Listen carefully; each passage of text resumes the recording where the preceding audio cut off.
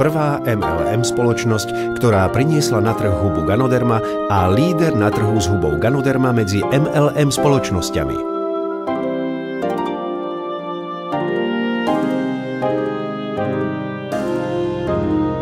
Najväčšia kultivácia huby Ganoderma na svete.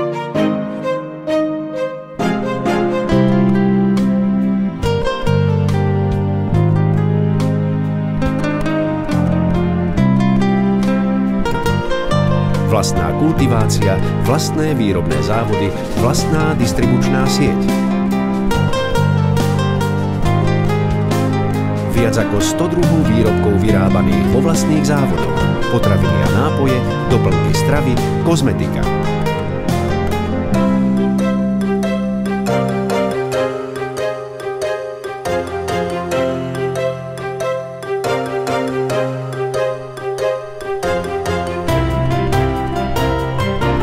Percentný nárast hodnoty akcií za posledný rok.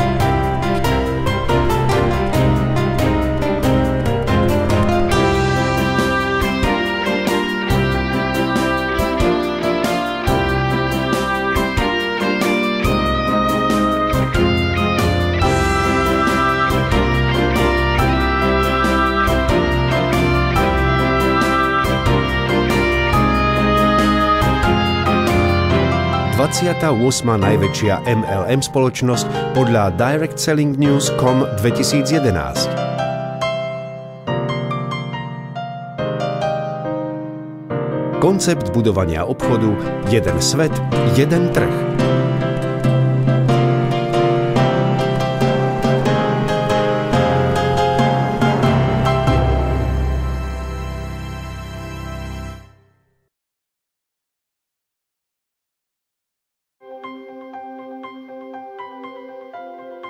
Cieľom orientálnej medicínskej vedy je uzdravenie tela normalizáciou buniek, tkaní, orgánov a systémových funkcií tak, aby bolo dosiahnuté optimálne blaho tela a napravené nemoci.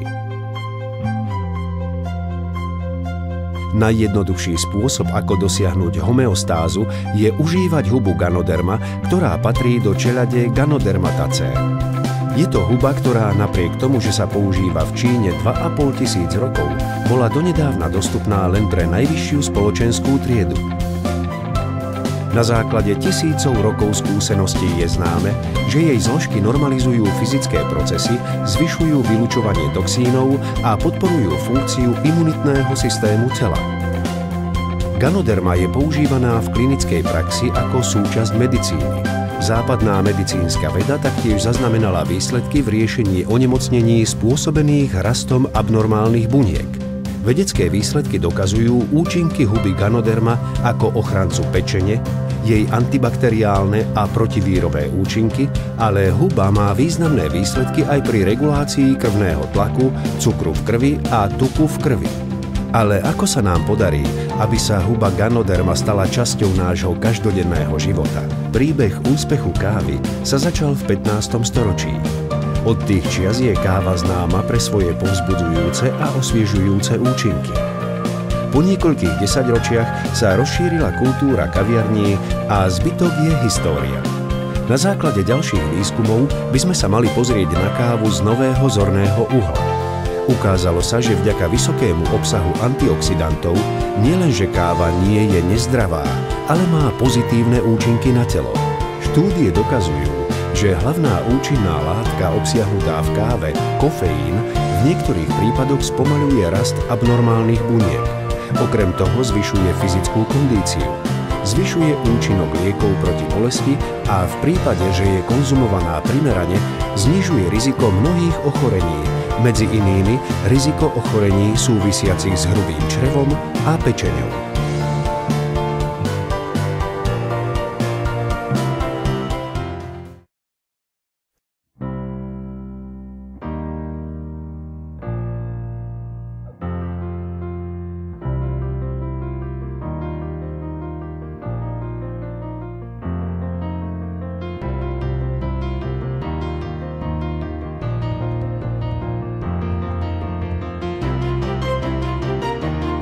...600 miliónov ľudí na svete vlastní auto.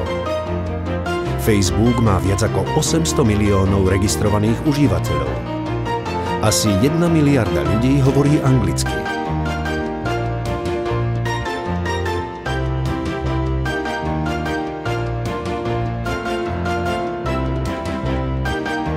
Ale je niečo, čo je bežnejšie pre všetkých z nás. Viac ako 4 miliardy z nás pije kávu. Ak povieme káva, každý myslí na to isté. Podľa prieskumov 83% dospelej populácie pije kávu každý deň. Niektorí majú radi instantnú kávu, niektorí laté, ale jedna vec je istá. Je to súčasť nášho života, naša denná rutina. Tí, ktorí pijú kávu, si nezabudnú dať svoju dennú dávku kávy a nechcú vypustiť svoj denný príjem.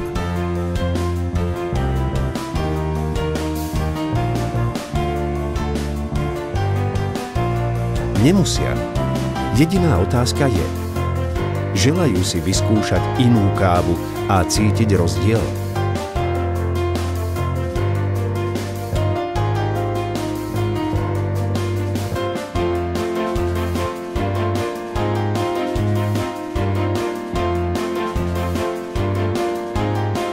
Jedna vec je istá. Ktokoľvek môže hovoriť o svojom zvyku piť kávu s empatiou. A môže byť kdekoľvek na svete. Od Kuala Lumpur po Dubaj, od Benátok po New York, od Paríža po Budapešť. Záľuba v pití kávy nás všetkých spája. Žiadna obchodná investícia. Žiadne požiadavky na špeciálne znalosti a schopnosti. Každý, kto pije kávu, pozná niekoľko ďalších, ktorí pijú kávu. Facebook, Twitter alebo mobilný telefón. Komunikácia sa zrýchľuje a novinky o veľkých príležitostiach sa šíria v 21. storočí naozaj rýchlo. A prečo by sme sa mali chytiť príležitosti, obzvlášť ak by tá príležitosť bola v káve? Či priateľská diskusia alebo obchodný rozhovor, dobrá káva je dôležitá.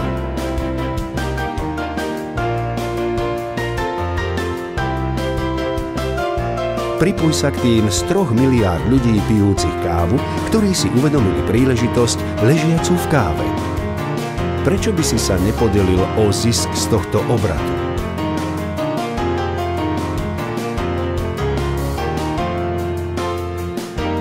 Naozaj veľké obchody sa robia pri dobrej káve.